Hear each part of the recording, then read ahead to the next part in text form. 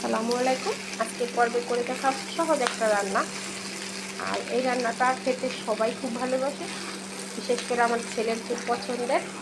আজকে গরুর তিল্লিটা ভাজবো। আর এই তিল্লি ভাজাটা আপনারা রুটি পরোটা সব কিছুর সাথে খেতে পারবেন। বিশেষ করে পোলাওর সাথে বা রুটি পরোটার সাথে খেতে বেশি ভালো লাগে। আশা করি আজকের রেসিপিটা আপনাদের কাছে ভালো লাগবে। এখানে একটা গরুর তিল্লি নিয়েছি, আর তিল্লিটা যেভাবে ভাজবো, এই যে দেখুন, তিল্লিটাকে আগে আমি সেদ্ধ করে নিয়েছি, সেদ্ধ করে কেটে ভালো করে ধুয়ে পরিষ্কার করে নিয়েছি। এখন এখানে আমি সব কিছু মশলা দিয়ে দেব। এখানে দিয়ে দিব আদা রসুন পেস্ট, দিয়ে দিলাম 1.5 টেবিল চামচ, লবণ দিয়ে দিব 1/2 টেবিল চামচ। লবণের পরিমাণটা একটু কম দিব, এখানে সয়া সসটা দিব, তাই সয়া সসে লবণ থাকে, যে লবণের পরিমাণটা একটু কম দিব। এখানে দিয়ে দিব আমি 2 টেবিল চামচ পরিমাণ সয়া সস। এখানে দিয়ে দিব 1 টেবিল চামচ ধনিয়ার গুঁড়া, 1/2 টেবিল চামচ লাল মরিচের গুঁড়া, এখানে সামান্য 1 চিমটি পরিমাণ হলুদ দেব, বেশি হলুদ দেব না, সামান্য 1 চিমটি পরিমাণ দিয়ে দিলাম।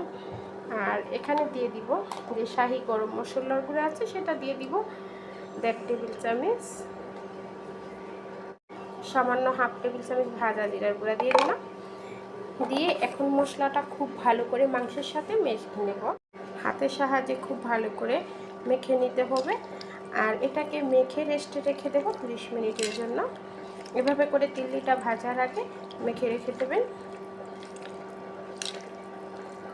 এখানে যদি আপনারা ঝালের পরিমাণটা বেশি খান বা একটু স্পাইসি পছন্দ করেন, তাহলে আপনারা এখানে আরেকটু মরিচের গুঁড়া দিয়ে দেবেন। আর এখানে আমি 1/2 টেবিল চামচ গোলমরিচের গুঁড়া দিয়ে দিয়েছিলাম, কালো গোলমরিচের গুঁড়া। দেখুন, এখন আমি মেখে নিয়েছি। এখন এটাকে রেস্টে রেখে দেব 30 মিনিটের জন্য। এখন তিল্লিটা ভাজার জন্য এখানে আমি কড়াই নিয়েছি, আর কড়াইতে তেল দিয়েছি। তেলের পরিমাণটা একটু হালকা বেশি দিয়েছি, মানে 1/2 কাপের মতো একটু তেল দিয়েছি। এখন আমি আগে থেকে সেই ম্যারিনেট করে রাখা তিল্লিটা দিয়ে দিব। তেলটা গরম হয়ে গেছে, এখন তেলের ভিতরে দিয়ে দেবো। এখানে কোনো পানি ব্যবহার করা যাবে না। এখন মিডিয়াম টু হাইতে রেখে কলিজাটা ভেজে নেব। কলিজাটা মানে তিল্লি থেকে যে পানিটা বের হবে, সেটা শুকিয়ে একদম ভাজা ভাজা করে নেব। পানিটা শুকিয়ে গেছে, দেখুন এই যে তেলটা ছেড়ে দিয়েছে।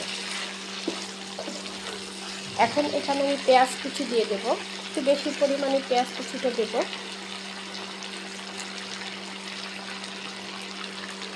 পেঁয়াজটা দিয়ে এখন পেঁয়াজ আর তিল্লিটাকে খুব ভালো করে ভাজা ভাজা করে নেব। এ পর্যায়ে কিন্তু আমার তিল্লিটা একদম ভাজা ভাজা হয়ে গেছে। দেখুন, সুন্দর একটা ভাজা ভাজা হয়ে গেছে, আর একটা স্মেল আসতেছে ভাজার। এভাবে করে তিল্লিটা ভেজে নেবেন। আর এই তিল্লিটা, ভাজা তিল্লি দিয়ে আপনারা পোলাও, সাদা ভাত, পরোটা, রুটি সব কিছুর সাথে খেতে পারবেন। তবে আমার কাছে বেশি ভালো লাগে রুটি, পরোটা আর পোলাও দিয়ে খেতে।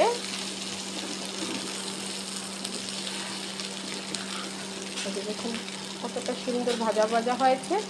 আর এটাকে আমি আরেকটু ভাজা ভাজা করে নেব।